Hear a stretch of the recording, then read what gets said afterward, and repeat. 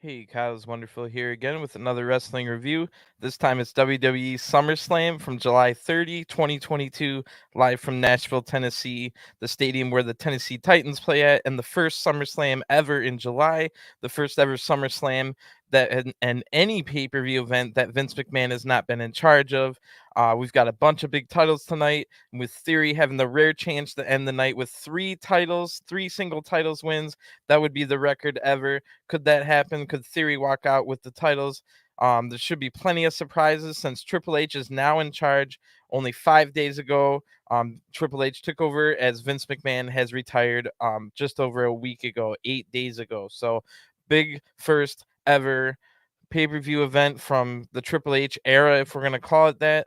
And this is something I think a lot of us when we were getting excited by NXT and we were buying the Owens merch and the NXT hat. When I got this hat when I was at the live show where there was people like the Vaudevillains, but we also saw like some other great wrestlers that we thought was going to change things in WWE. And then Vince McMahon, once he got his hands on all those wrestlers, for the most part, it was never the same. Like even like a Finn Balor was never the same and stuff like that. But here we are. Vince McMahon is gone. Triple H is now in charge, and it looks like a lot of those people that are still around from NXT are able to thrive under this new environment, which is exactly what people like me and a lot of others that really got into NXT were excited about. We were excited for change in WWE. We were excited for things to happen finally, and if this is any indication, after a great SmackDown last night, one of the best SmackDowns in years, because they were actually progressing stories and doing things different, and it wasn't so cookie cutter and copy and paste from year after year, show after show. So it's just like great. Like overall, this SummerSlam was amazing. Like I like to go through these shows fairly spoiler free so that we can kind of go on a ride, especially if people like to listen to these before without watching the event. But wow, just it was great. You could really tell there's a new era. There's changes that you can in the wind. You could see that something's happening. So let's just get right into it. It was a really good night. So just really good stuff overall. I would say just before I get into it though, the celebrity stuff, I know the celebrities were already booked, as in Pat McAfee um and Logan Paul. And I get why they do that. They will try to get new people and new eyeballs, and that's part of the old regime as well. So you can't even like maybe that's something that wouldn't happen as much. And at least Pat McAfee's weekly on SmackDown, so at least he feels like a character. But Logan Paul still doesn't feel like a character, and yet we don't get people like AJ Styles, Ciampa, Seth Rollins, and people like that don't get a match on the card, and Riddle as well. So none of them get an actual match on the SummerSlam card, but these guys like Logan Paul and Pat McAfee do. So that's my only complaint in this night, period. Really, everything else hit perfectly. Everything else was great. The main event was great. All the title matches were great. Let's get right into it. Let me get a quick drink because this was like an epic, almost a celebratory show. This is a celebration for all of us that were sticking around with WWE because we're just such big wrestling fans, and a lot of us liked a lot of the people that WWE signs because we follow all the other um different independent or smaller promotions, or even if it was like New Japan and stuff like that. Like on this channel, I cover New Japan, I cover AEW and Impact, and some of the lower level ones like MLW and NWA as well. I try to peek in as well as with the independents, but what I'm trying to get at is if you're a wrestling fan, you couldn't just stop following these people when they get signed. Like for me, one of my favorite wrestlers of all time is AJ Styles. Would I have wanted to stop following his entire career just because he went to WWE? That's the whole reason that I would still stick around and watch WWE. But I have fallen out. There has been multiple times. The first time was in like 2010, whenever like the Nexus got beaten at SummerSlam by John Cena. I was just like, oh, we're just gonna get more and more John Cena. Then the other time was in 2018. I had kind of it was the whole NXT got me excited for wrestling, or for a chance that WWE could really change, and NXT got me excited. But then by like 2018, heading into 2019, I was kind of feeling like, oh, it's really never going to change. Like CM Punk might have been right in his pipe bomb with like never anything's going to change. And when Vince is gone, nothing's going to change either. So this was a big night in trying to prove the CM Punk pipe bomb wrong, which I agreed with most of that pipe bomb. But I think after the pipe bomb happened, Triple H has really shown with NXT from like 2014 until 2018 that he could really do some great things. And once that point on, then Triple H was kind of hamstrung by Vince's decisions and stuff. But this is why people like me were buying the NXT merch and going to the NXT live shows, despite us liking other companies a little bit more than WWE, because it gave us hope. And now that hope seems to be a reality. And I can't believe it. Because this SummerSlam hit like one of those old takeovers, except this takeover was in a giant stadium and it was twice as long as a takeover would normally be, but it was just as great. So let's just get right into it. I think that's enough preamble. As usual, the pre-show is completely skippable. So there's no pre-show matches. There was only two things of note. So there was only two things to note in the pre-show. Theory was in the back, and he says, "I feel like I'm on top of the world, and we will enter the Theory era when I win 3 titles tonight." So later on in the pre-show, Titus O'Neil was on the microphone in front of the crowd, and he welcomed us to SummerSlam just before it started and presented title belts to the community leaders. So absolutely nothing for you to watch in the pre-show, which is great. People know now that they don't even have to tune in for the pre-show. You're not going to get anything extra unless you didn't watch any of the shows coming in. So SummerSlam officially starts with a really great video package.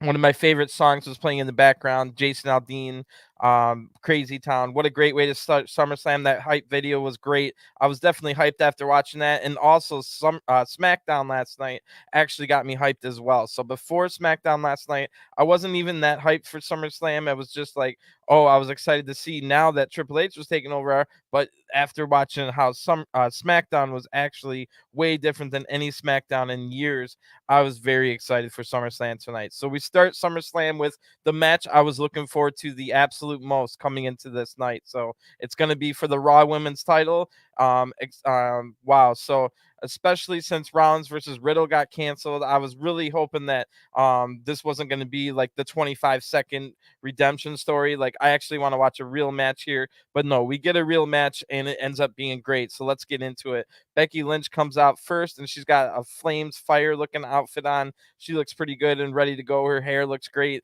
Becky Lynch is looking ready for this match. So I'm really looking forward to this one. I don't even care who wins. I just want to watch a classic match here.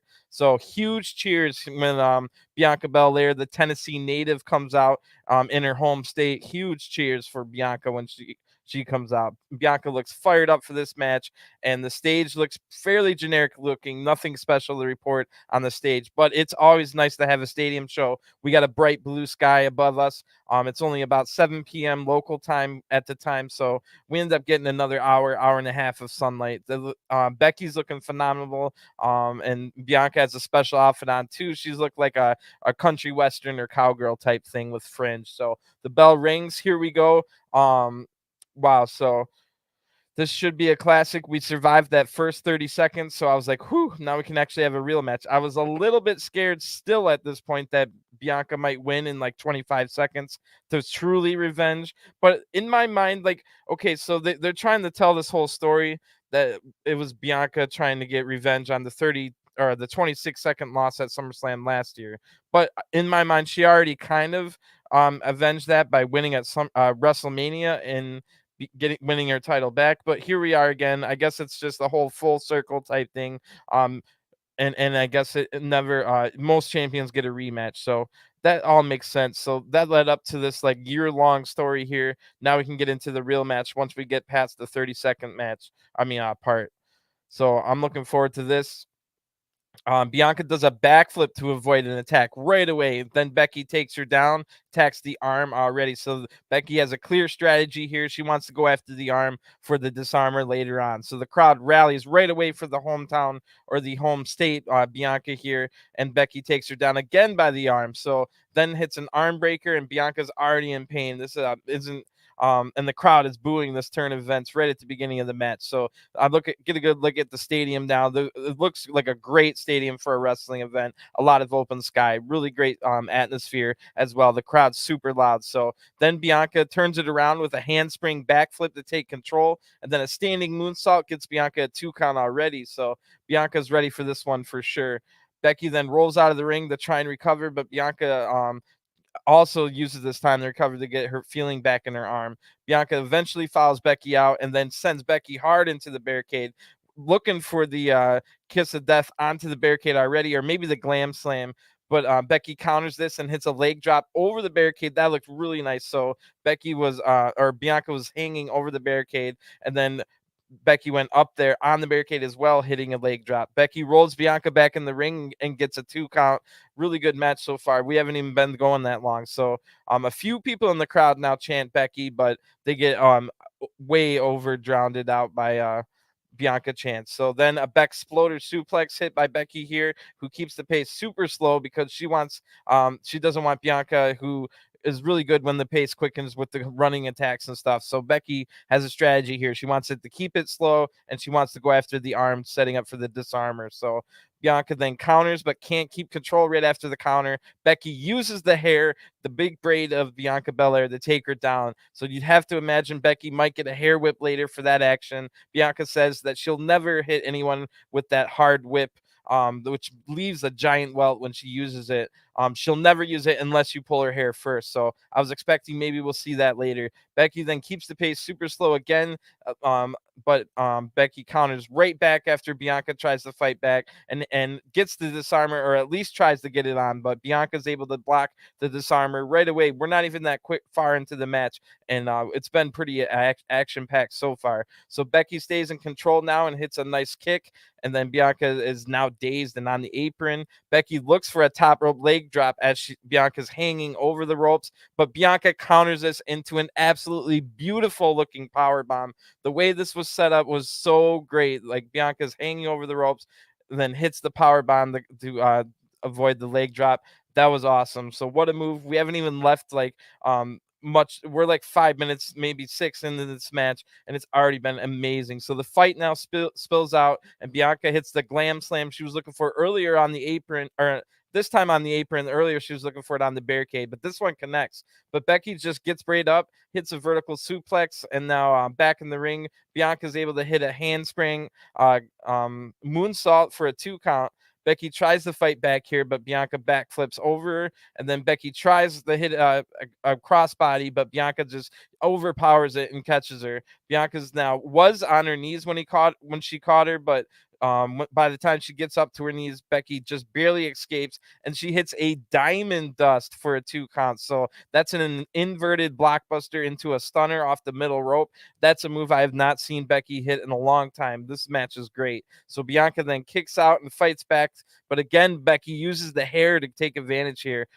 Bianca then blocks a Hurricane Rana and deadlifts Becky off from almost a like all the way down vertical position, all the way up into a face buster from behind, or like a flapjack. Then Becky counters the next move into the disarmer, but again, Becky's able to fight it off, fully getting extended, the arm fully from getting extended, and then getting to the ropes here before it was like she got caught in it. The fight now spills out of the ring again, and Bianca now hits the kiss of death, but on the outside of the ring. So Bianca hitting her finisher here. Bianca now rolls in, Becky looking Bianca rolls in herself, and she looks for the count out here, but Becky is able to get in at a 9 count. So if Bianca loses this match, that decision might come back to haunt her, because she could have just stayed on the attack, but she gave Becky time to recover by looking for the count out victory here. So Bianca might have made a mistake, but we'll have to see if she pays for it.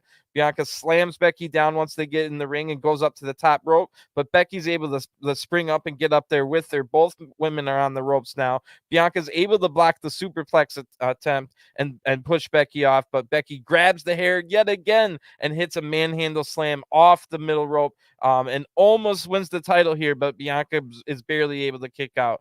Bianca's still dazed from that one, and Becky's up first, hitting strikes to the back, and Becky's a little bit hurt too, so anybody could win this match.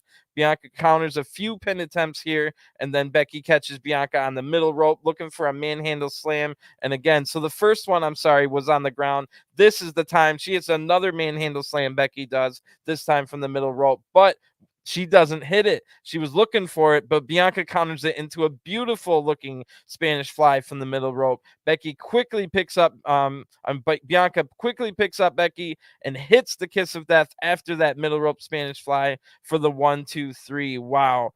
What a match. The winner of this match by pinfall and still Raw Women's Champion, Bianca Belair. So the crowd goes wild for this great match and the home state hero winning the match. Bianca completely and definitively gets revenge from last year's SummerSlam 26-second loss. So by beating Becky at the title at WrestleMania, now retaining against her in Becky's rematch at SummerSlam.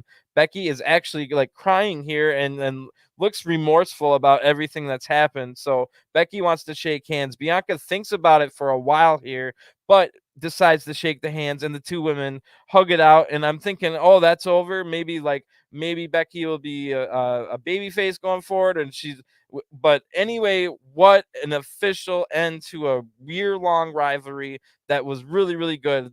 Two of the best women's matches in a long ever really in WWE's history, between this match tonight at SummerSlam and their match at WrestleMania. Bianca versus Becky, a year-long rivalry, will go down as one of the best rivalries. When they're making all these stories for like a WWE Network in 20 years, you know that one's coming up as a big one, when they're talking about epic women's rivalries. So anyway, all this is great, and I'm thinking, oh, that's pretty cool.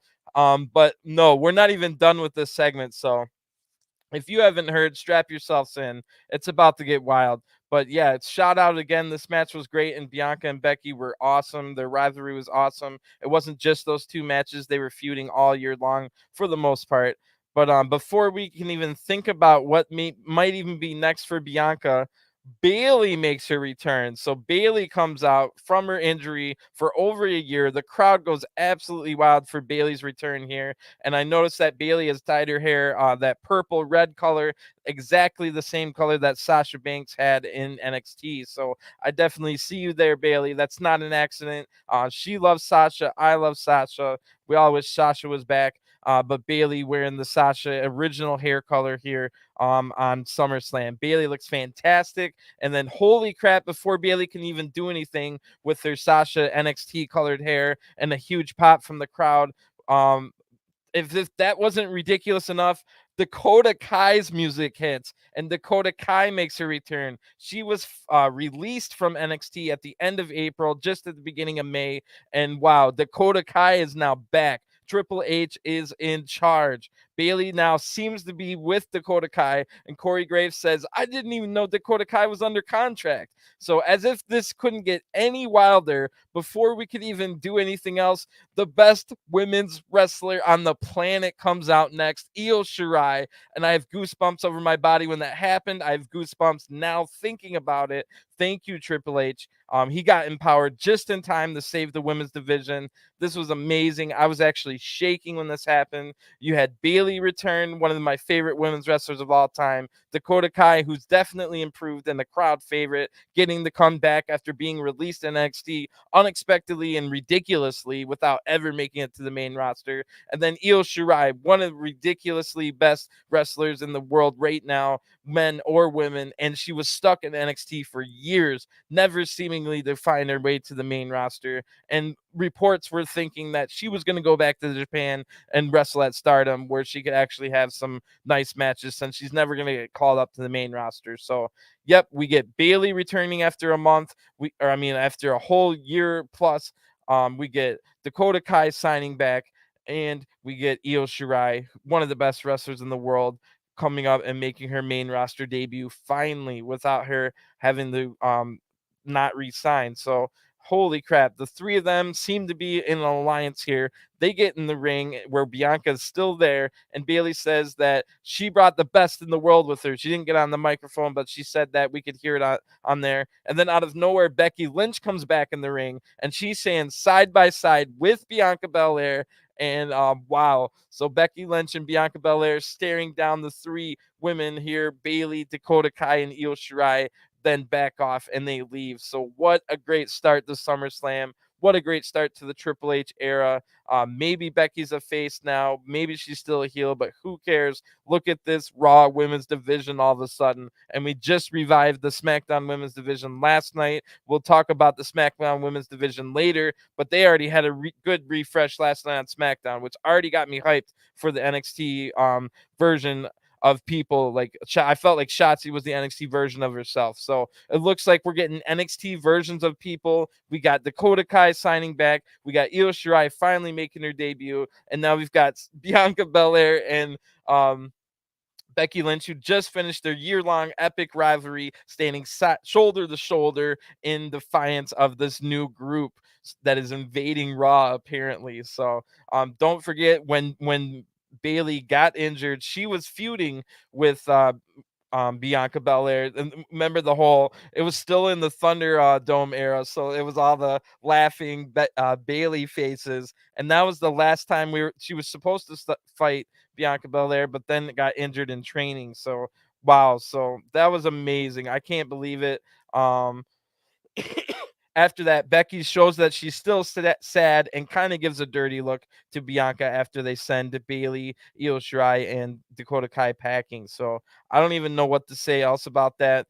Triple H rehired one of his favorites right away, so that gives us hope that other people could return as well. And he definitely made sure that Io Shirai wasn't going to go back to Japan, and all of this with the returning Bayley. So that's beyond amazing way to start SummerSlam, and we ended SummerSlam with some amazing stuff as well. So book ended by two just ridiculously amazing things.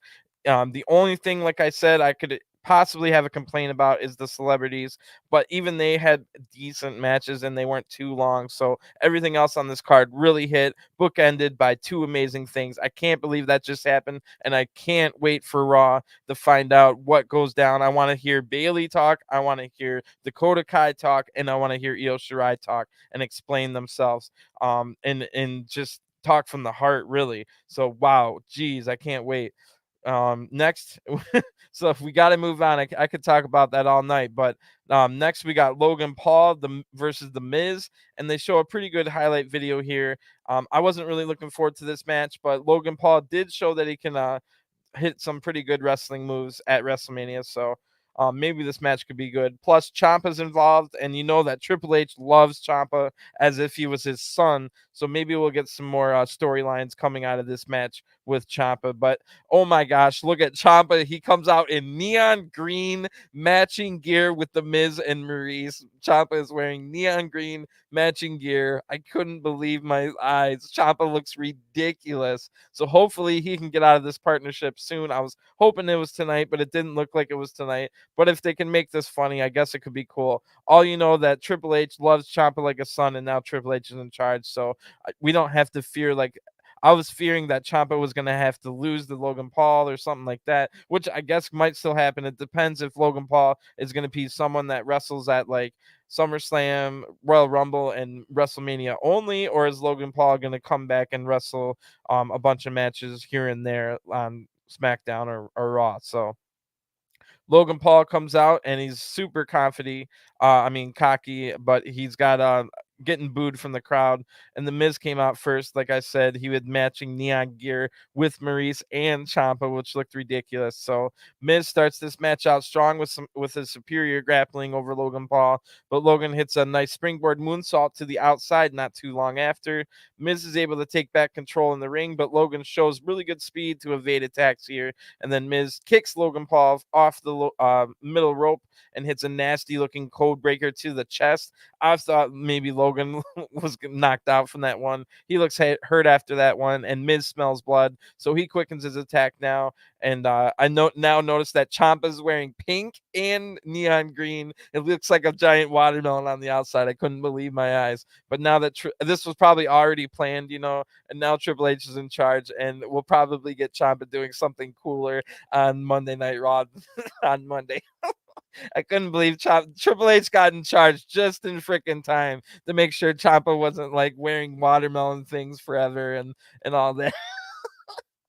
But Ciampa takes a cheap shot from behind the refs now, and he's punching Logan in the face. That was cool. But Logan counters the Miz now and hits a middle rope blockbuster that looked pretty good for Logan. And I was having trouble deciding if the crowd liked this match or not, and I wasn't even sure if I was liking it or not. But it was all right. It was whatever.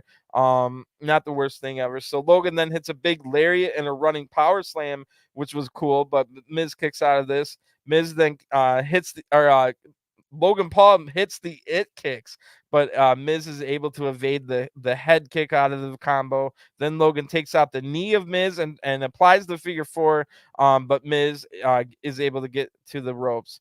The story of the match here is Logan keeps using the moves on that the Miz taught him. But if you remember what the Miz said on Raw, is that he taught everything Logan knows, but Logan doesn't know everything the Miz knows. So I'm sure Miz will try and find some way out of this. That'll be the story going into this match. Logan then hits a standing moonsault, showing he does have Miz that the Miz he has moves that the Miz can't do. Logan does, so showing good athleticism. So Miz then charges in, but eats a big back elbow from Logan. Ciampa's about to come and attack. He senses that something was going wrong, but it was right in front of the referees. So Ciampa gets kicked out from ringside, and instead of leaving, Ciampa goes and grabs a chair and sits down.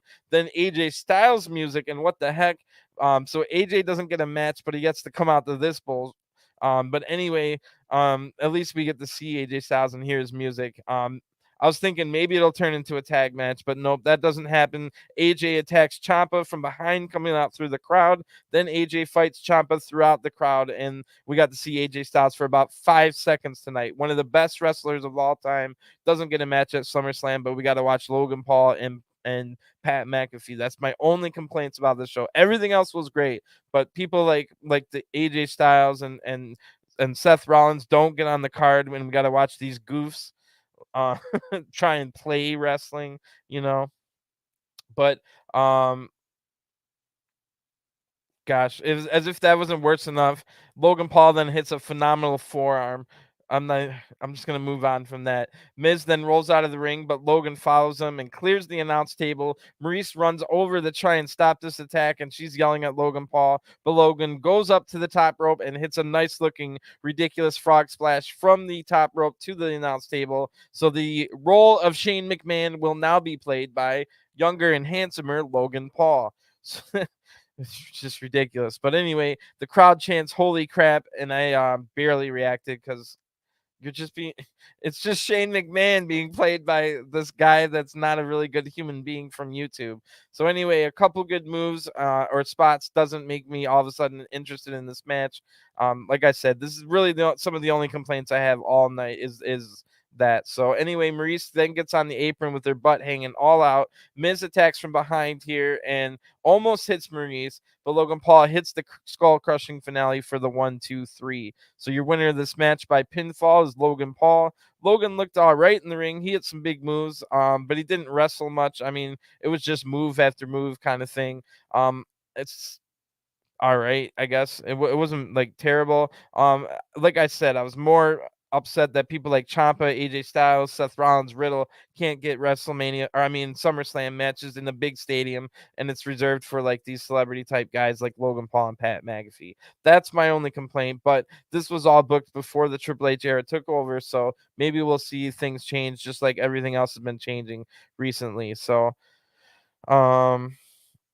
we'll just have to wait and see if Logan Paul is going to be the type to show up on Raw or SmackDown at least every other week or once a month, or if we're not going to see him again till Royal Rumble, because he has signed a contract for big money, but that might only include like 3 matches and like 6 appearances. We don't know. So anyway, the crowd cheers for Logan after the match, even though they booed him, being blinded by all his flashy moves. But I'm not gonna forget that we could have watched like AJ Styles and Ciampa and Riddle and KO. I don't know where the frick KO is, and where's Sami Zayn? Is he injured? So there's so many guys on the roster I'd rather be seeing in matches than Logan Paul and Pat McAfee. That's for sure. So the segment ends there. We're already 1 hour into the show. We only had 2 matches and that giant return of Bayley, Io Shirai, and Dakota Kai. So maybe this is going to be a long pay-per-view. I don't mind extra length whatsoever. I actually missed those WrestleManias that were like 7 hours. So then we weirdly see a quick commercial from the Maximum Male Models. It's Marseille and Mansois, and they're getting their pictures taken. And Maxine Dupree tells us that they need water. They're thirsty. So then it ends up being an advertisement for Life Water. But this was pretty fun. They pour water all over themselves in slow motion. And then Max Dupree ends the segment by saying Life Water is the official water of Maximum Male Models. So we get a little bit of commercials here because I don't pay for Peacock Premium. That's a dirty tactic right there. I'm sure I didn't miss anything other than maybe a highlight video for the U.S. title, because out next is Austin Theory. So Theory comes out wearing new gear. It kind of looks like X-Men. If his other one was like Iron Man, this is blue and gold like X-Men. A huge night for Theory ahead of him. He could possibly walk out of SummerSlam with 3 singles titles. I don't think anybody's ever done that before. And if they did, it didn't involve the WWE title, that's for sure. So this causes the entire if he did that, that would cause the entire stadium to implode. So I was almost rooting for Theory to walk out tonight with 3 titles just for the reaction. From the internet would explode as well, and it would just be hilarious. But it also would be a good way to reset everything if the Theory had walked out with 3 titles for the new era. So anyway,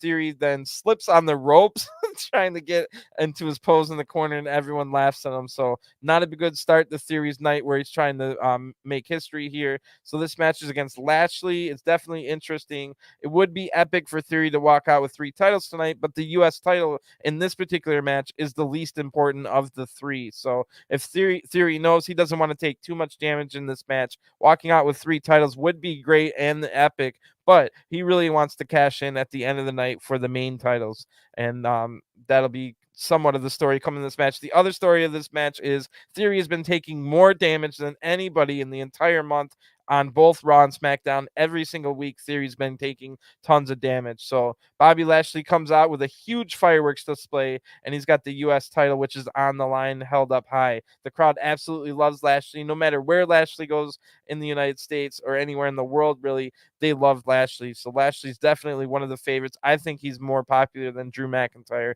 in my opinion. So Theory then attacks Lashley with the briefcase multiple times before the bell even rings here. And Lashley says, just start the match. Just start the match. So the bell rings and Theory's in charge. Theory hits a nice looking running blockbuster right away and multiple strikes, but Lashley counters with a suplex.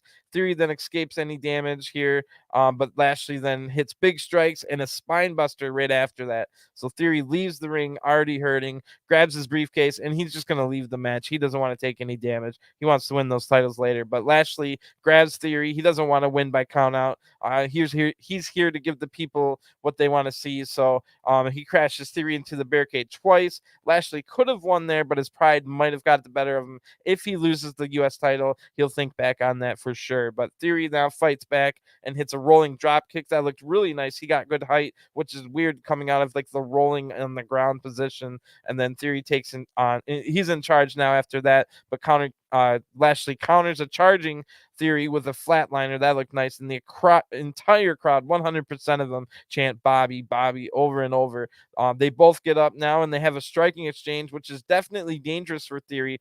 He probably doesn't want to do this, but Theory does last a while, to his credit, lasting with Lashley here. Theory then hits a nice back elbow, but Lashley just lifts him up easily into a big running power slam. So Theory's taking way more damage than he would have liked. Remember, he tried to leave earlier. So Theory's now able to jump over a spear attempt, and Lashley goes crashing into the ring post. But when Theory rolls back into the ring, looking to attack, he does one of those, when he goes out of the ring and then rolls in. Lashley counters this right into the Hurt Lock, the full Nelson, and Theory taps out right away, not wanting to take any more damage. So the winner of the match by submission, and still WWE US champion, the almighty Bobby Lashley. So Theory just barely survived this match without taking too much damage. He does have about 2 hours to rest up and take his pick his spot later on in the main event, and we will not see the historic 3 titles won in one night, but we still could see the youngest WWE champion of all time, and he would do it potentially against the previous record holder, because Theory is 24 and Brock was 25, and he holds the current record as youngest WWE champion ever. So decent match here, nothing too special, but Lashley is definitely loved by the crowd, and it was great for Lashley to get a big title defense here. At least Lashley got on the crowd, but people love Rollins, people love Riddle, people love AJ, people love Sammy and KO. I don't know if Sammy's hurt or if KO's hurt, but there's a lot of people the crowd loves and they didn't get to see tonight. I know everybody can't be on the card, but that's just what makes like having Pat McAfee and Logan Paul that much harder to stomach in the actual card. But this match was pretty good, I guess. Lashley retained. So after that, then the Judgment Day make their entrance, and they've got a new little entrance here. It's like a cyclone storm, that video that's playing before they come out, and it will be Finn Balor and Damian Priest accompanied by Rhea Ripley. So this is a no disqualification match, which I forgot that this match kind of upset me, but we'll get into that.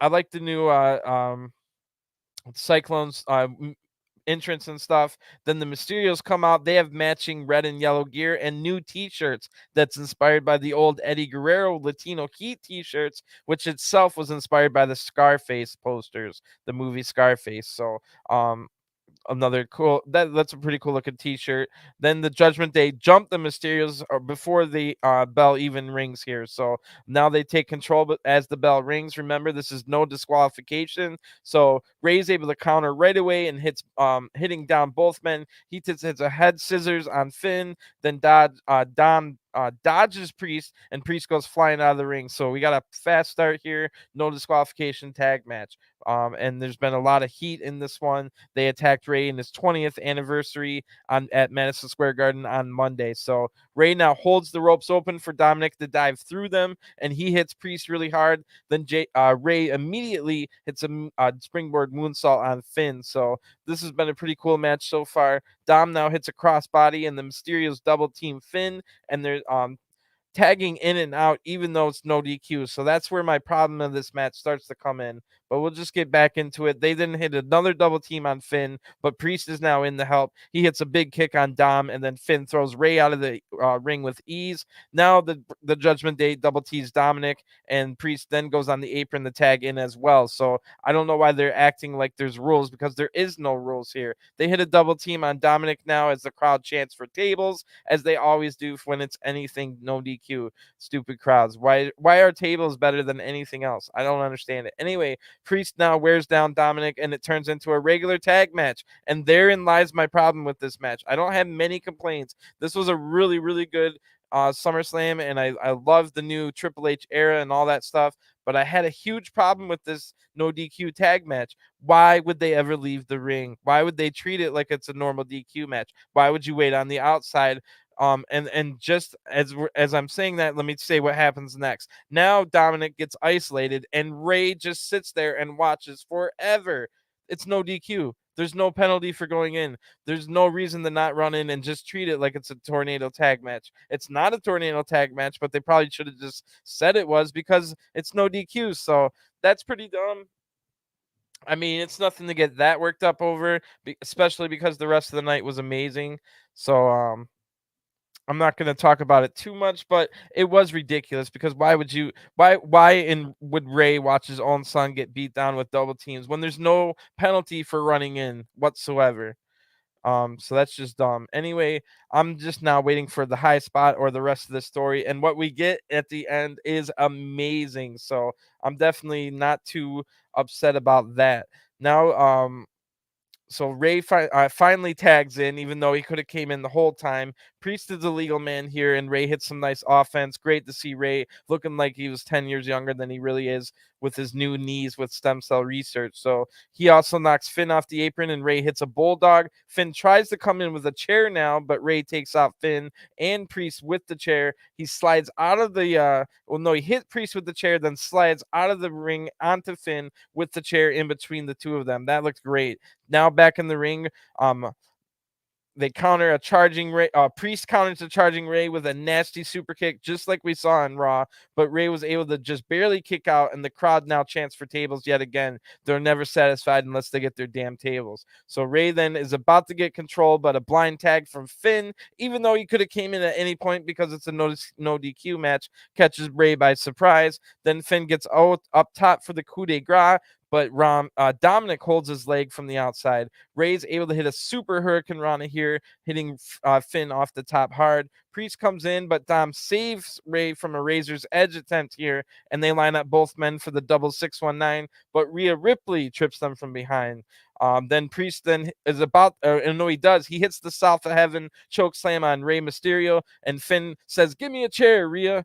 And then the lights go out, and holy crap, like we were all expecting Edge to return, but this is by far better than anything I could have freaking imagined. So then a remixed version of the Brood theme, which is one of the best themes of all of wrestling history. So a remixed version of the Brood theme hits as the lights go out. Then a fire trail goes as this new remix version of the Brood theme plays, and it leads up these stairs. And then a portal from hell opens up with fire and brimstone. And on the LED boards, we see people falling into hell like black shadowy figures, and they're just endlessly falling into hell. And rising out of the portal and the gates of hell is Edge with a big grin on his face. He's got his short hair, of course, the sunglasses. He's got a red leather jacket with spikes on it, and he just looked amazing.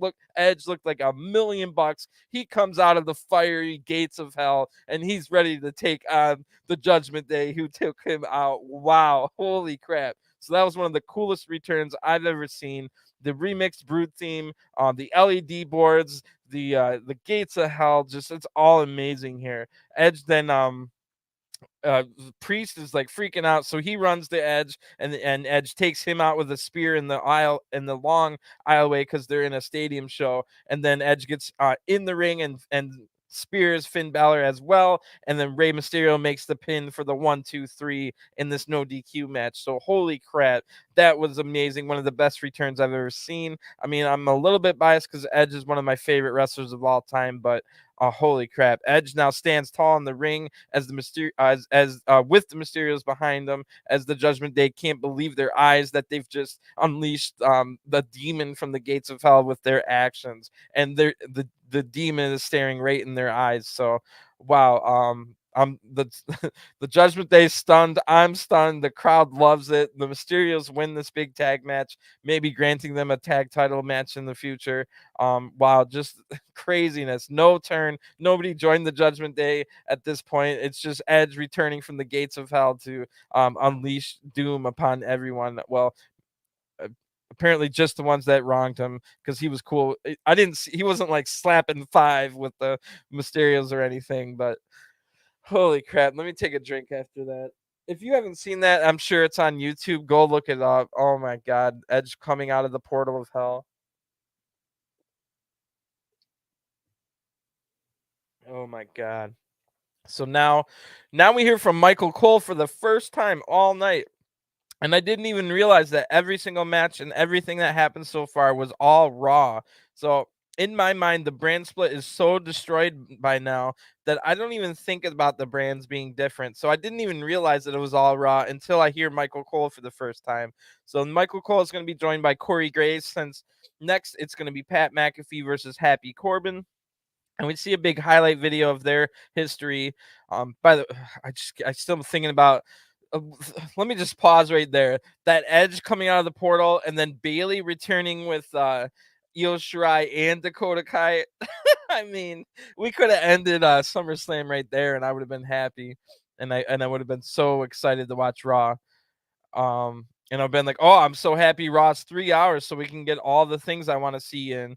And that's how Raw might become. It might actually become like everything we ever wanted. They could do backstage things, they could have promos, they can have long matches, everything we always wanted. Like if you're gonna have a 3-hour show, actually use your 3-hour show.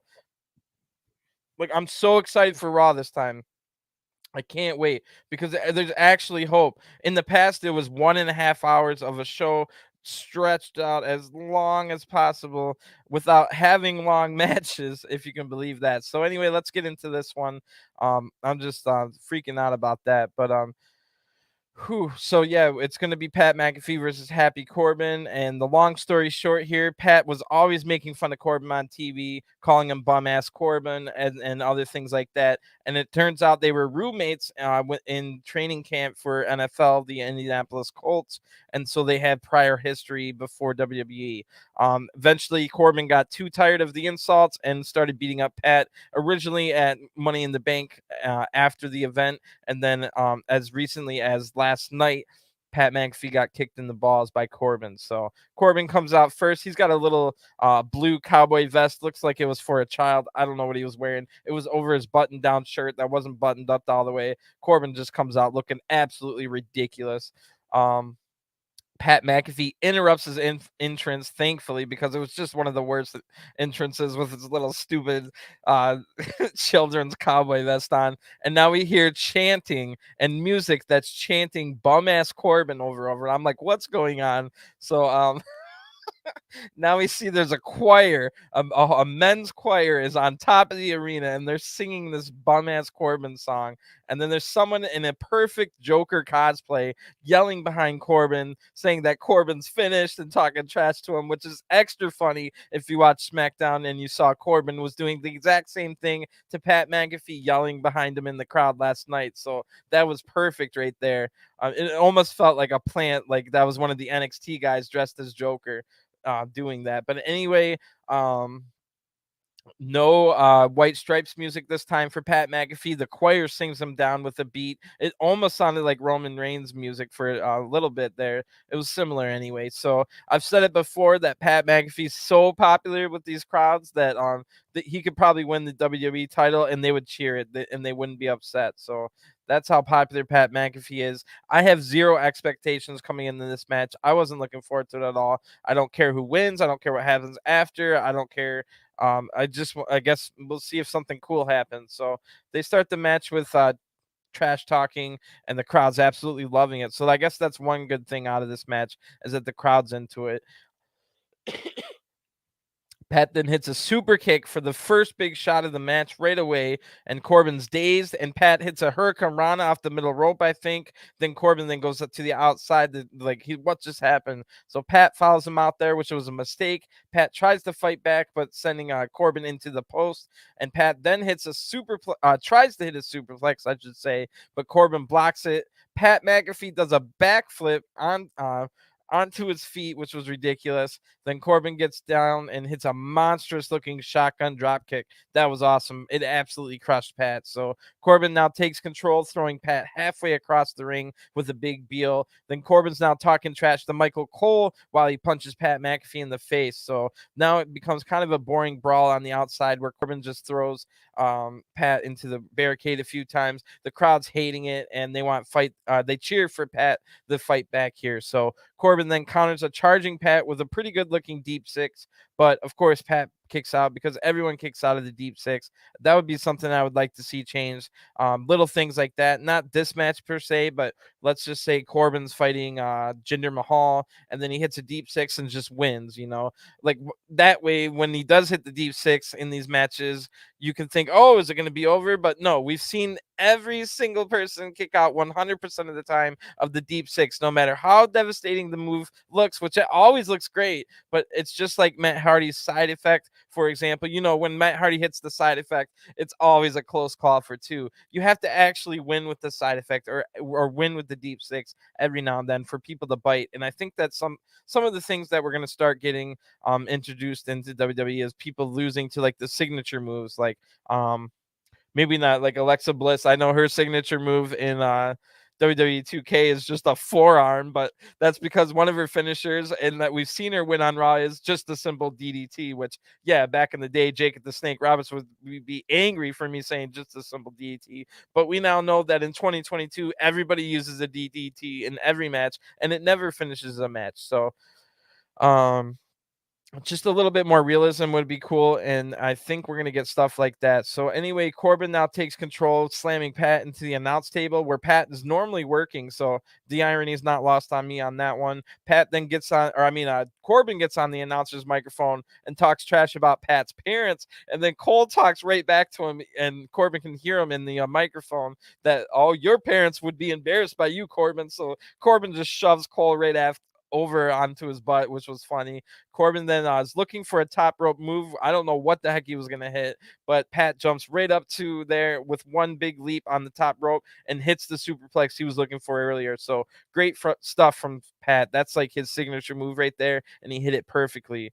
It always reminds me of Kurt Angle, how he was able to jump up to the rope in TNA and hit that move all the time. So Corbin now fights back, and Pat evades a cornered spear. Now Corbin goes in the ring post. Another thing I would like to see eliminated from WWE so much is every single time you fight a bigger guy than you, they or woman, it could work either way. But if the bigger person always has to run into the ring post at some time, because nobody could possibly beat someone bigger than them. Like if you get punched in the face, you can get punched in the face. You don't need the ring post to help every single time. And when you do things every single time, it has no effect. That way, if you're doing it less often, and then all of a sudden Corbin runs into the ring post, and we haven't seen anybody do that in a long time, then it works better. You know what I'm saying? So I think we've already seen it in this match earlier when Lashley was fighting Theory. So anyway,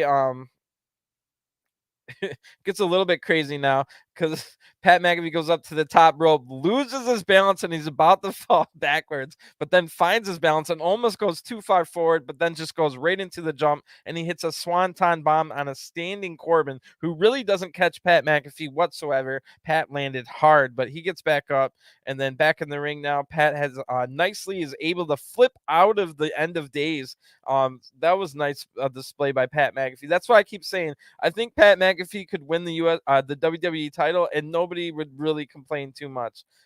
That's how ridiculous Pat McAfee.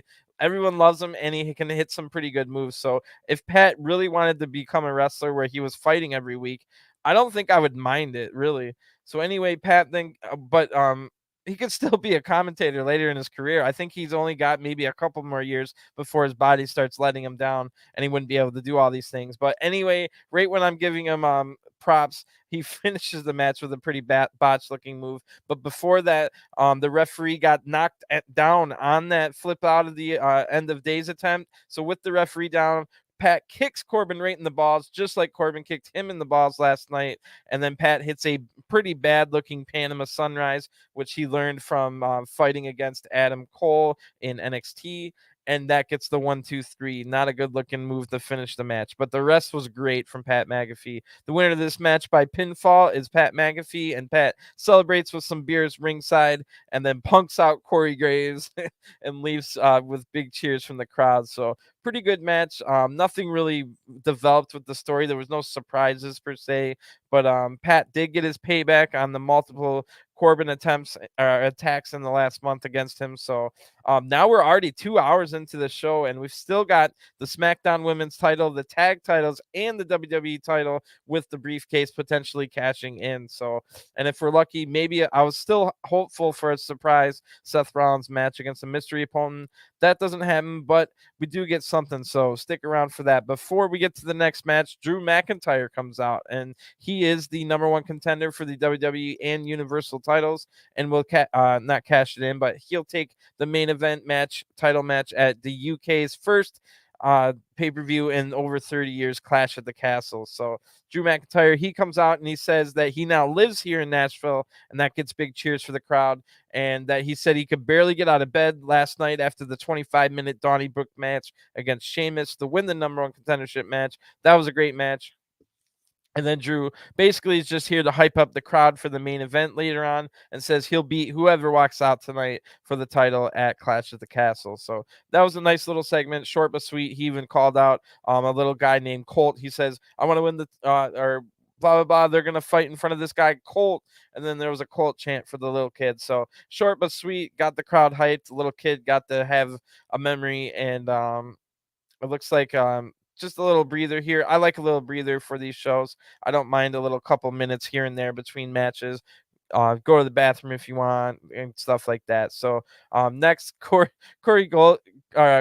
awkwardly transitions to the next match. He had trouble transitioning from that to the next one without any. It was funny though. But anyway, it'll be for the unified tag titles. And out first is Nashville's own Jeff Jarrett, who will be the special guest referee in this match. So after there was controversy in the Usos versus Street Profits Money in the Bank title match, where Montez Ford's shoulders were up on the deciding pinfall. So now we had a special ref, and why not bring out Nashville's Jeff Jarrett? There was no reason for it other than he's from Nashville, but I was cool with it. Cool to see Jeff Jarrett here. We get to see hear Jeff Jarrett's old 1995 music, which is always hilarious. Hearing that in 2022, I just can't believe what a weird wrestling. I can't believe that the guy that was curtsying to harpsichord music, Hunter Hearst Helmsley, has taken over for Vince McMahon and is running WWE. Like, I can't just imagine how the wrestling world has gone. Just in general, just anything like WCW getting bought out by WWE. Like, none of it makes sense, is why, and exactly why I'm a wrestling fan. I just would prefer to watch better television shows while I'm being a wrestling fan, which looks like we might start getting in WWE, which is a great sign. So, this should be a good match. That was a really good match the Usos and Street Profits had at Money in the Bank. So it's definitely going to be hard to top that one. And spoiler alert, I don't necessarily think they topped it, but it was still a good match. So no complaints from me. It was still a fun match. So anyway, both teams comes out there, but first there was the Tennessee Titans cheerleaders that bring out not Jeff Jarrett. God damn, that would have been something. No, they bring out they bring out the Street Profits, and they're wearing Tennessee Titans type outfits. They looked really good, the Street Profits did. So that's Angelo, Dawkins, and Montez Ford looking to capture the unified titles here. Then the Usos come out and they look great as well. So it'll be interesting to see if they can finally dethrone this epic title reign by the Usos. And then the winner of this match might have to look over their shoulders for the Viking Raiders, who destroyed the New Day last night. And maybe even the Mysterios are close for a title shot too after their big win tonight. So that would be who I would think would be the two number one contenders coming out of this match. Anyway, there's a lot of storylines branching, and we haven't seen Sami Zayn in a few weeks. So I was wondering if maybe Sami Zayn would interfere in this or the main event. But again, spoiler alert, no Sami Zayn all night. So maybe he's injured. I think the last time we saw him, he was in a cast. So this is a pretty big match here. And right away, Jeff Jarrett shows that he's going to call this match right down the middle. Instead of calling 5 for the rope break, he's also showing that he's going to be authoritarian. He pulls the men right off. So he does that to each man. Instead of giving them a 5 count, he just rips them off and that he's going to be that kind of referee. So really nothing really that was established at the beginning, but it really never leads anywhere. Jeff Jarrett's just a normal referee mostly for the rest of the match, other than getting yelled at by Montez, but I'll get into that. So now the match actually starts, and the Usos take control right away, and right away they're able to isolate Angelo, Dawkins in their corner with quick tags, and not a good start from the Street Profits. You got a completely fresh Usos allowed to just take apart Dawkins here in their corner with quick tags. Jimmy wears down Dawkins with a headlock. Montez Ford and the Usos are at 100% health and stamina, but now Dawkins is already in trouble. So Jimmy now plays up to the crowd, but it doesn't cost him, as Dawkins was too hurt, and Jimmy hits the big running hip attack. But Jimmy presses his luck and tries to do the whole routine again, and this time Dawkins avoids the hip attack. So he tags in Montez, and now that was huge. That was a big moment there. Montez now hits a kick and a top rope crossbody for a 2 count. Montez now picks up the pace even more, hitting big strikes, a back suplex. He nips up and then hits a standing Phoenix splash that looked awesome. What a flurry. So then Jay's able to kick out, but Montez hits a giant lariat right after that. Then a standing blockbuster with the same height that other people get on their middle rope version. So what an athlete is Montez Ford. Jay's able to stay in the match, however, with a one-man alley-oos neck breaker. I don't know if that's what it's called, but that's what I would call it if I was the announcer. Both now use Usos then both hit a double team, or they charge at Montez, I should say, but Montez pulls the ropes down and sending both Usos to the outside, and then a great looking tope con hero from Dawkins, not Montez, but Dawkins, over the top rope onto the Usos. Back in the ring now, beautiful Dawkins spinning vertical suplex. That looked great. Now Jimmy is able to kick out of that one, but Montez tags in. They hit a nasty double team again for a 2 count. Great match so far. Montez is now arguing with Jeff big time, and that's something we'll see again later. Montez argues with Jeff, but Jeff just yells back at him. Jeff Jarrett doesn't want to hear it. So basically, Montez said, "That was a 3, man." So Dawkins then tags in, and they try to hit a doomsday device, but Jimmy runs in to save it. Usos now hit a double team on Dawkins. Jimmy tags in, and he hits an Uso splash from the top rope, but Dawkins is able to kick out. So the Usos then double team dive from opposite corners, and they kind of look like they landed hard and hurt themselves, but Montez comes in to break up the pin just in time. So Montez helps Dawkins to take control here over Jay, and Montez tags in himself, hits from the heavens frog splash, but Montez was too hurt. And another key moment in this match, Montez was too hurt off of that to make the pin.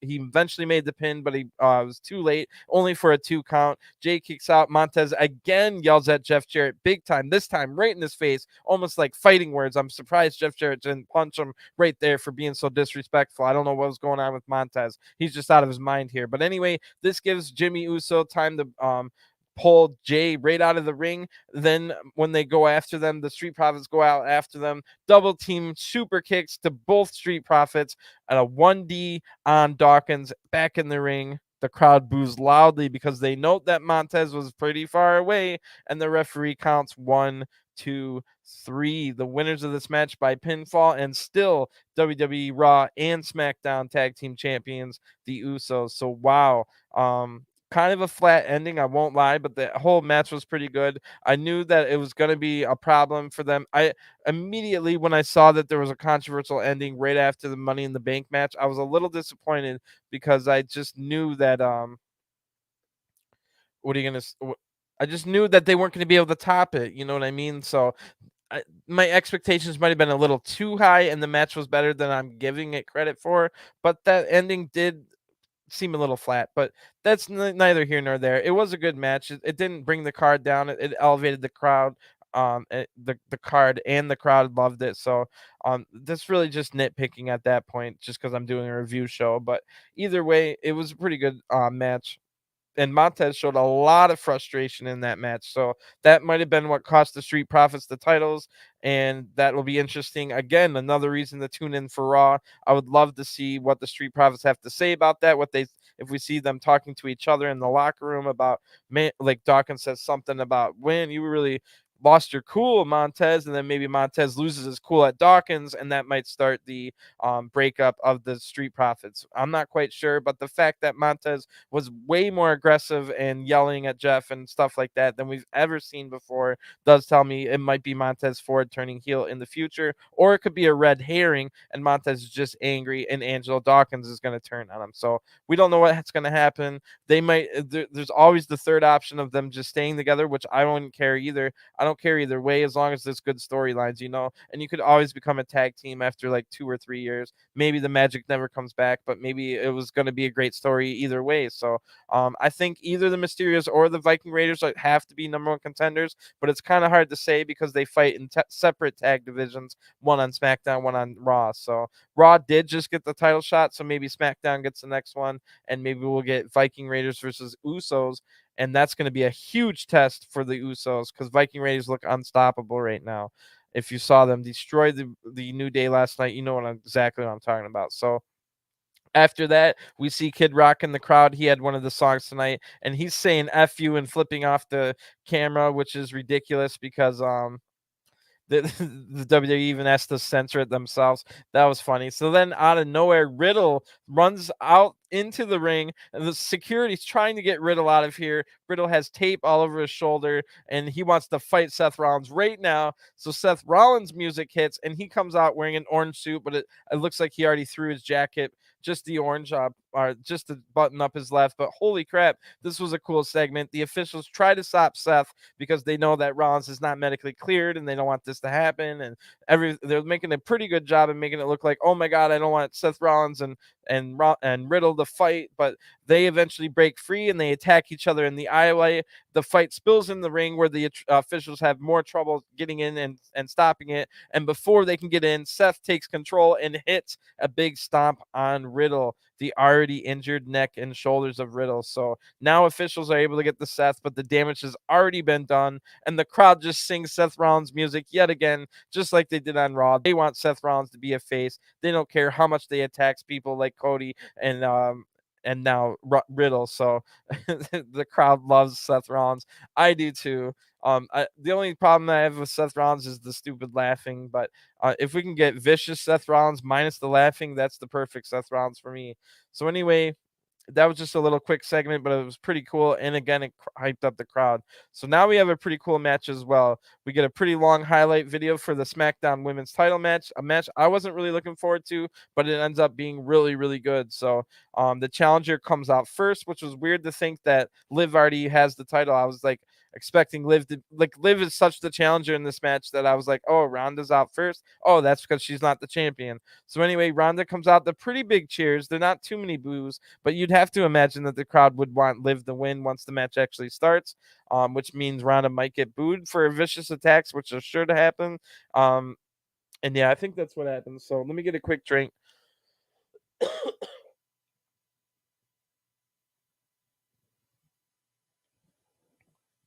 So Liv comes in, already the underdog, who's champion. I mean, already a champion, but an underdog. And last night, Liv Morgan made a huge mistake. She tried to have, I don't know, what I would call a dick measuring contest with Ronda to see who's tougher. And unfortunately, Liv didn't want to tag out, and she got the crap beat out of her by Natalya and uh what's her name, Sonya Deville. So Liv refused to tag in Ronda, who was her own partner, but she wanted to see who was tougher. She wanted to prove to Ronda that Liv is tougher, and in the process, Liv took a ton of damage last night on the SmackDown tag match. So if Liv Morgan does not win this match, you might have that to think about. Anyway, this is a huge match in Liv Morgan's career. Are you a one-hit wonder, or are you a real champion? So the match starts super fast here, and Ronda hits a nasty knee to the face right away. Liv is just barely able to kick out. It was almost over in seconds. So Liv is looking a little bit scared here, but then she fires up and hits a nice striking contest, but a combo. But one kick takes Liv down. Liv counters the Piper Pit attempt into a code breaker, however, but Ronda then blocks the Oblivion attempt. So Liv tried to hit her finisher, the Oblivion, right after the code breaker, which she just barely able to kick out earlier, and she was able to counter the Piper's Pit. So wow, it was all happening right at the beginning of this match here. I left off on the Ronda blocking the Oblivion attempt. Ronda now goes for the armbar, but Liv is able to fight it off. Liv counters into the Rings of Saturn of all things, adding new moves to her moveset. Good to see. Ronda now fights out of this, but Liv hits a crucifix driver, another nice move for a 2 count here. Awesome match so far, and I definitely feel like Ronda is Brock Lesnar in this match, which is the role that Ronda should always be playing. She's the Brock Lesnar character of the women's division. So Liv is actually showing she can hang with the beast here, if you want to call Ronda the beast incarnate here. So Ronda easily takes Liv down with a judo throw right after that, the Olympic level judo master. So Ronda is able to apply the armbar now, but Liv is able to get to the ropes, showing some good agility and heart to not kick out. So the damage has been done on the arm, however. Even though she got to the ropes, it hurt the arm a lot. So Ronda goes for the arm again with a nice takedown, but Liv is able to use her agility again to get out of this armbar and get to the ropes. But the referee is concerned. He stops the match for a second and has the doctor make sure the arm of Liv Morgan is not broken. The doctor is satisfied enough, and Liv also says, "Go away," to the doctors. So Liv runs right back into the fight, and Ronda easily takes Liv Morgan down with another armbar. But Liv counters this into a pin. The referee counts 1, 2, 3 as Liv Morgan taps out. And the announcer says the winner of this match by pinfall and still SmackDown Women's Champion Liv Morgan. A slow motion replay plays showing Liv tapped out just before the 3 count. Ronda was watching this on the replay, and Ronda Rousey snaps. Ronda takes Liv Morgan down with another hard judo throw, breaks Liv Morgan's arm. She gets up, takes the referee down, breaks the referee's arm. What did I just witness here? This is awesome. So how long will the champion be injured for? What happens with the referee's blown call? How long will Ronda be suspended for? Holy crap, what a story we've got here. Will Liv be forced to vacate the title, or will she be ready for Clash at the Castle in a month? Will the title be held up because of the blown referee call? Will it be handed to Ronda Rousey? Will Ronda be in trouble for attacking the referee? And none of that even matters. It could leave the Ronda and Liv getting the title, nobody getting the title. We could be crowning a new champion that's neither of them. So many intriguing storylines coming out of this, and that's absolutely perfect. Now we have another reason to watch SmackDown. So the everything is just everything great. This is how wrestling's supposed to work. SmackDown and Raw are supposed to hype you up and get you ready to watch the pay-per-view. Then big things happen at the pay-per-view, and then they're supposed to give you reasons to want to watch Raw and SmackDown. Then you watch Raw and SmackDown, they give you a reason to watch the next pay-per-view, so on and so forth until you're dead. That's how it's supposed to go. But somewhere along the way, we got held up by Vince's whatever he wanted to do, and now we can get back to how it's supposed to be. Watch the pay-per-view, then it leads you to wanting to watch Raw and SmackDown. I can't wait to watch Raw and SmackDown now. I can't remember the last time I said that. Sometimes I'll be like, oh, I can't wait for the Royal Rumble, because you always expect the Royal Rumble to be good. I can't wait for WrestleMania, but you expect that to be good. But it's just, they were riding by. So this was awesome. I mean, I say broken arm, but I was kind of exaggerating a little bit.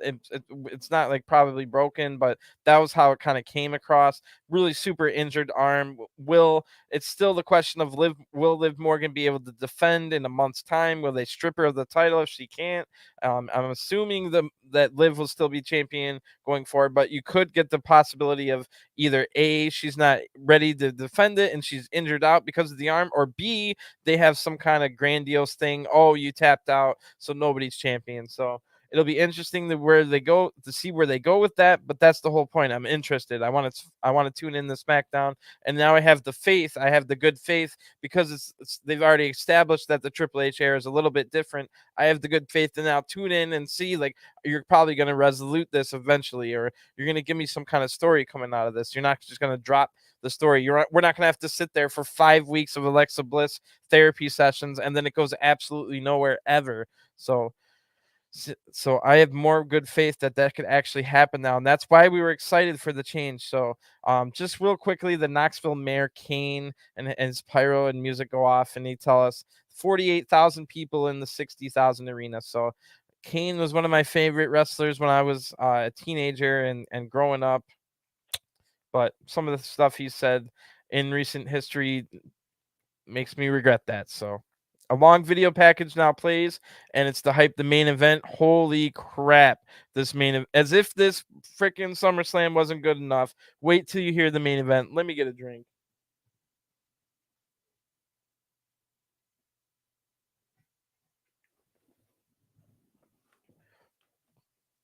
Bro, this is insane. Big deep breath. All right, in the main event of SummerSlam 2022, the first ever pay-per-view without Vince McMahon, the first ever SummerSlam, of course, without Vince McMahon, Triple H and helm. We've got, for the WWE and the Universal Championship, 700-day champion Roman Reigns comes out first as a sign that I run this place. If I'm the champion and I want to come out first, I can come out first. So Roman Reigns right away showing that who's in charge here, coming out first for this big last man standing match. So the Usos and Paul Heyman are here flanking the longest reigning champion in the modern era. Nobody in over 30 years has had a world title reign in WWE like this. And even I'm not a big Roman Reigns fan. Of course, I like this version of him better than the suffer and succotash stuff. But even I got goosebumps during Roman Reigns' entrance here. And I'm not a Roman Reigns fan. But hearing all the stats, all the names like Bruno Sammartino, Pedro Morales, Bob Backlund, and Hulk Hogan, when you're talking about the only people that have a longer reign than Roman Reigns, guys that you see on that leaderboard when you go and check on Wikipedia and stuff like that, they look like mythical gods that no mortal could ever reach the point of time that those title reigns have. That's just a different era. They're mythical gods, but Roman Reigns has gone into God mode, the challenge, the very pantheon of the gods themselves. Standing in his way yet again is the beast incarnate, Brock Lesnar. Roman tells the world to acknowledge him, and then Brock walks out. All business. And another history might be made tonight if Theory can walk out of SummerSlam with the title. Theory would break Brock Lesnar's youngest WWE champion ever record, which Lesnar was 25, and Theory isn't 25 until 3 days from now. So many, many intriguing storylines going into this match. And yes, I get it. Another Brock Roman match. I wasn't excited for it at the time either. But now Vince is gone. It's a new era. And we've got all this history. 700-day title reign. Big main event match at SummerSlam. Last man standing rules. They have to get a 10 count as if it was a boxing match. But yet there's no rules. Anything goes.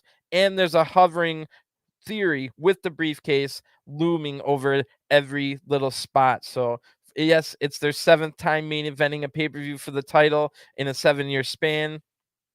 But before we can even start, Brock Lesnar stops. He finds a tractor with a front end loader, and Brock drives the tractor all the way down the ramp with a giant smile on his face. There's Brock Lesnar's logo on the tractor, and yet again, I must remind you, this is a no disqualification match. Last man standing. This tractor can be used at will, and most importantly, Theory must be watching and scheming about how to use that tractor to walk out with the title. So in my head, I had Dolph Ziggler talking in Theory's ear in the background, telling him to use the tractor. I'll help you.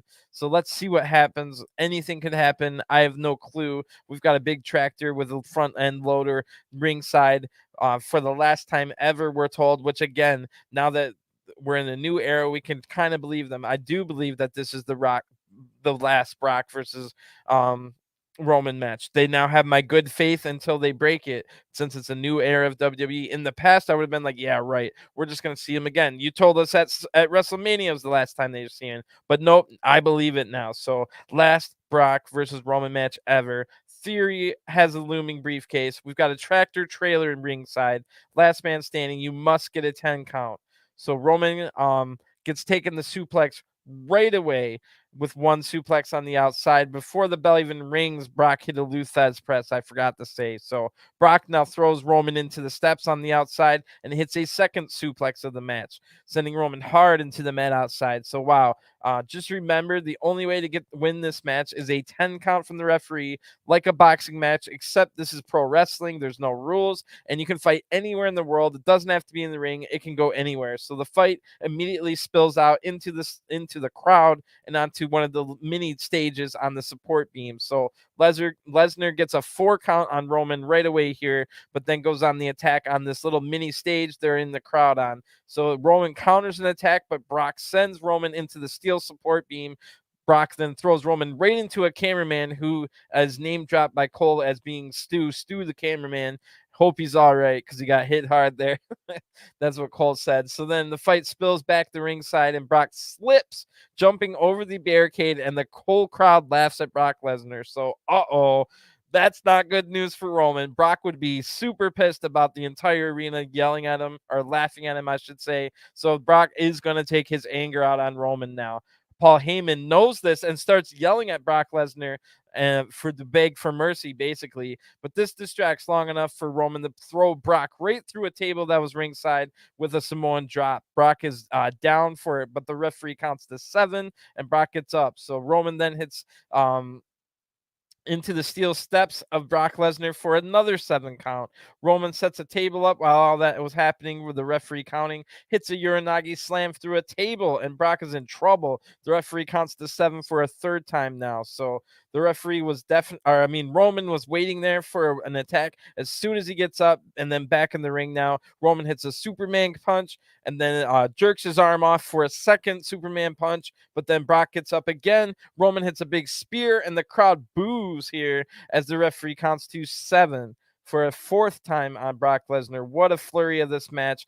Great match so far. Awesome to see them take this as if it was like a sporting event. In the past, there would be like long delays and slow counts. Every single time you're down, that referee starts to count, and it's pretty quick.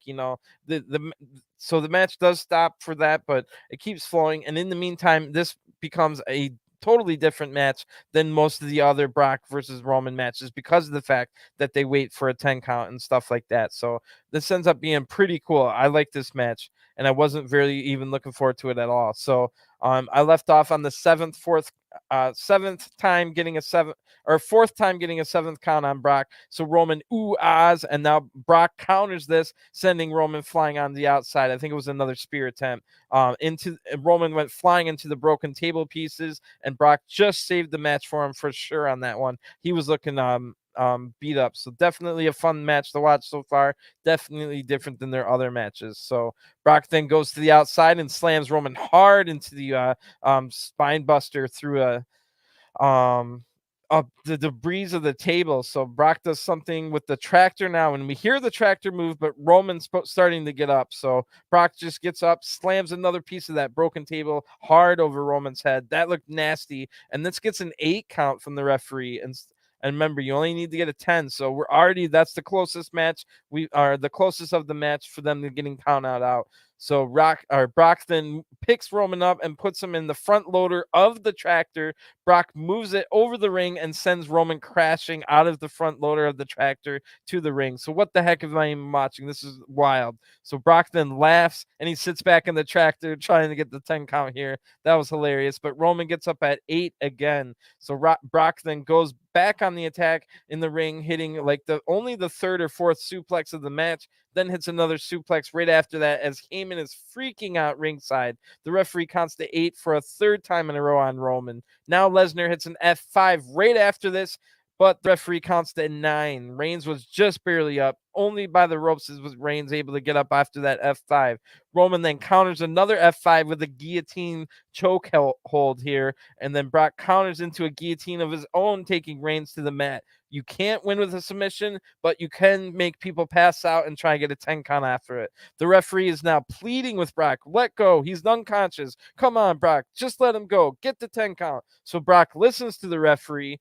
It was in the hold for about 30 seconds. The referee now counts to see if Roman Reigns can get up in the 10 count, and the referee counts to 9. So Brock Lesnar, in my opinion, let go of the hold too soon. Just keep it on for 10 minutes. Who cares? If that's the rules, that's the rules. But anyway, Brock Lesnar must have been upset about that part because he goes out into the tractor, sets the front loader of the tractor underneath the ring, and lifts the entire corner. One of the corners of the ring is now lifted up like 10 feet in the air, and this causes Roman Reigns to go crashing to the outside. That is insane. And it was even cooler than when Brock Lesnar and Big Show broke the ring. So then the Usos show up now because they can't believe what they've just seen, and Brock is able to quickly fight the unified tag champions away. Don't forget, the Usos just had a grueling match though. So here we go. Under the wildest settings I've ever seen in my life in WWE,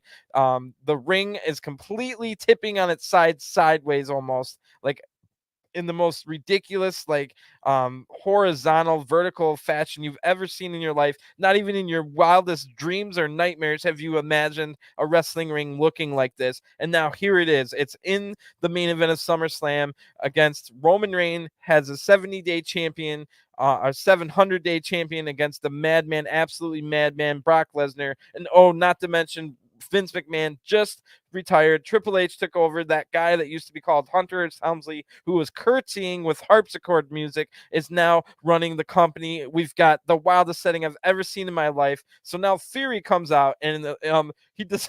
So Theory has the briefcase with this wild setting. Brock just took out the Usos, and Theory is not able to cash in because he eventually just gets beat up by Brock Lesnar right away. So the combined tag team champions and Theory are down, taken out, and they were no effect for Brock. Now we have the ring sideways during all this. I must remind you, Heyman's telling Brock, just take the title. Don't do anything else. Just take the title. But this distracts Brock long enough for Roman to hit a spear, and both men get up at a 9 count.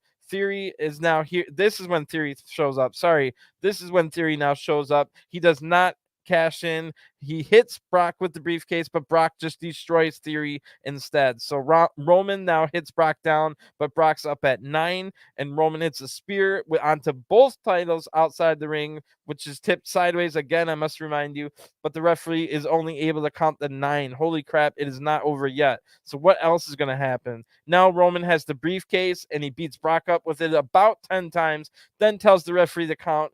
Brock gets up at 9. So Roman now has the WWE title, and he hits Brock over the head with it. Paul Heyman is laid out too. I don't even know when Paul Heyman got attacked. I missed that part. So the referee counts to 9, and then Brock still gets up. So Roman instead tosses the WWE title down and picks up the Universal title that he's held for 700 days, hits Brock in the head with it. The Usos are back up. They put pieces of the announce table and the steel steps on Brock, and the referee counts to 10. The winner of this match by knockout and still WWE and Universal Champion, Roman Reigns. Wow, what a match. That was probably the best last man standing match I've ever seen. They played it like it was a sport, not like a fake thing.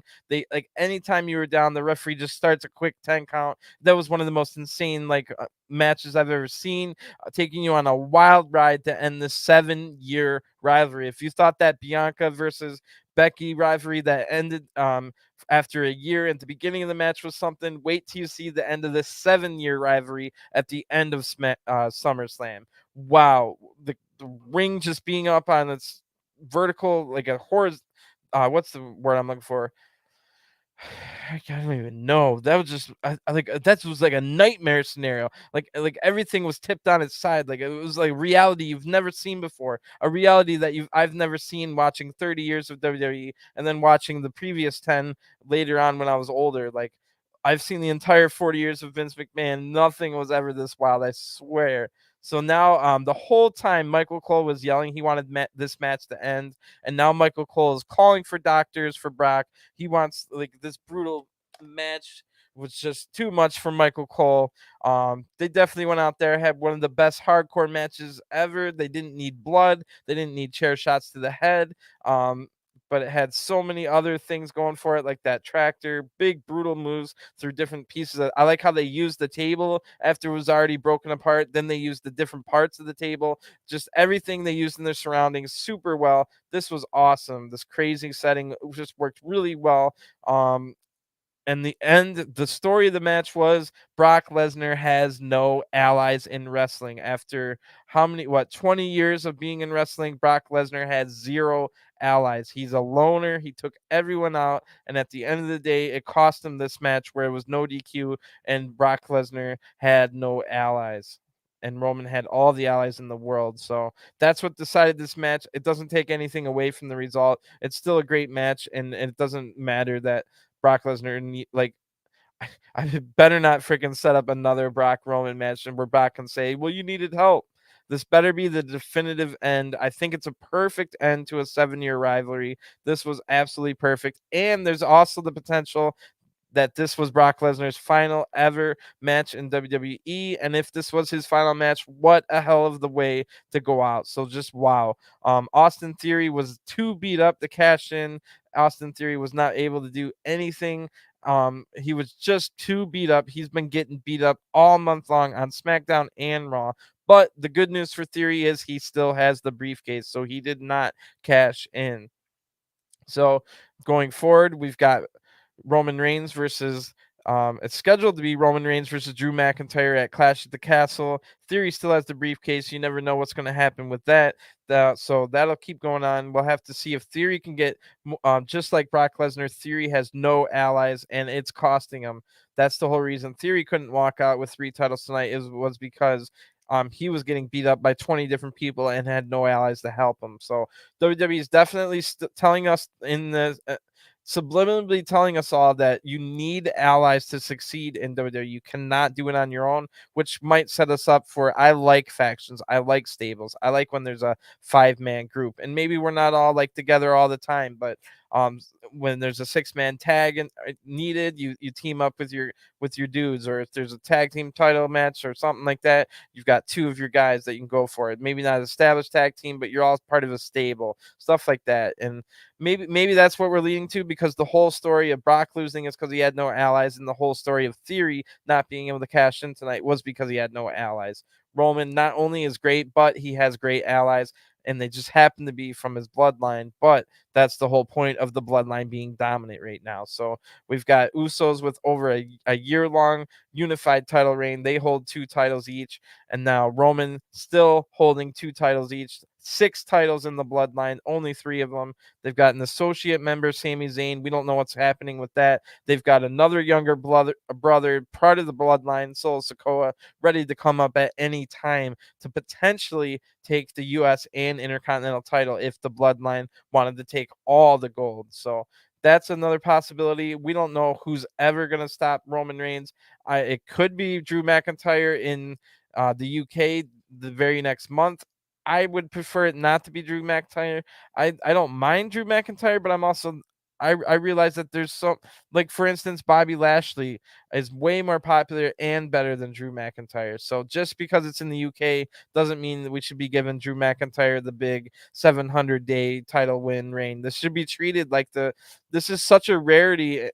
It's a 30 years. There's never been a title reign like this in WWE, and you need to treat it like it's Undertaker's streak. And we might have messed up in the long run, maybe not, but at the time I was thinking maybe we messed up by giving the Undertaker streak to Brock Lesnar, but that set up a really epic. It could have, the only other person that would have beat the Undertaker streak is Roman Reigns, but instead Roman had to conquer the beast in 7 years, and now that's been done. Now we can go into a 700-day reign. And like I said in this review, I'm not a huge Roman Reigns fan, but I think Roman Reigns needs to keep the titles for now. Hopefully he can start showing up to work a little more often. It seemed like all he wanted to do was take the summer off, so maybe after the summer Roman can show up on Raw, SmackDown, have a match here and there, but you don't need your champion to wrestle on every week anyway. It should be treated as something, but he needs to be there a little bit more often if they're going to roll with that. If Roman's not going to be there very often, then yeah, we need to get a Raw title. We need to get a SmackDown title. It should have been like Riddle versus Rollins for the Raw title tonight. That's what it should have been. But since we're already down this path, I would say keep it. I don't think Drew McIntyre is the right guy, but we'll just have to find out. Maybe they do something in the next month. Like I said, everything's kind of changing with the new Vince is gone, Triple H era. So maybe Drew McIntyre will start to be cooler. Like, I don't like his new persona where he's like got the sword, and he still carries the sword, even though we saw it was fake and it bent. Like, and now he shoots fire out of the pyro out of the ring like Kane. So pretty interesting. But yeah, Theory, just he got beat up too much. He wasn't able to cash in. Brock, he didn't have any allies. Roman had enough allies. So going back to the women's division, holy crap.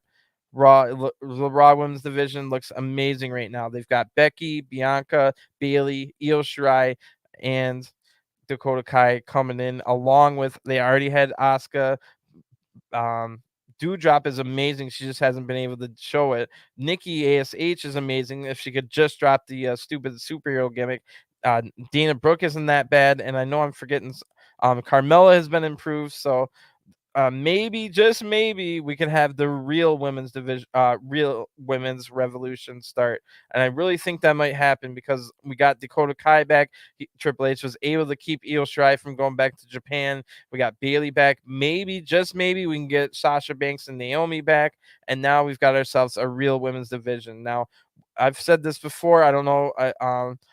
on what podcast, but I really wish NXT, the 2 hour time slot on USA Network on every Tuesday night. I wish NXT just went back to being on the network or Peacock, and then we could have a women's live every week, 2 hour show, women's only on every Tuesday night instead of NXT. So. Oh, here's a good question. Who do I think is going to challenge the Usos and Liv Morgan?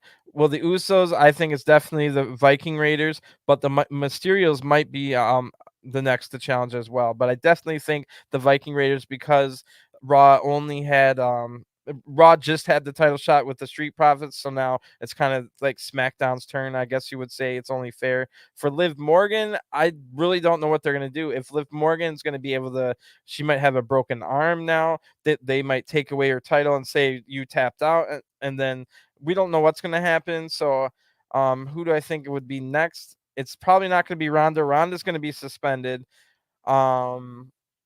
Maybe Raquel Rodriguez right before anybody else, because Raquel's been dominant and she had a big title match against Ronda. So maybe Raquel would be the next to challenge until they find something a little bit, no offense to Raquel, but it could be like a transition into a bigger title match. Although the next one is in the UK, so it might be someone from Europe.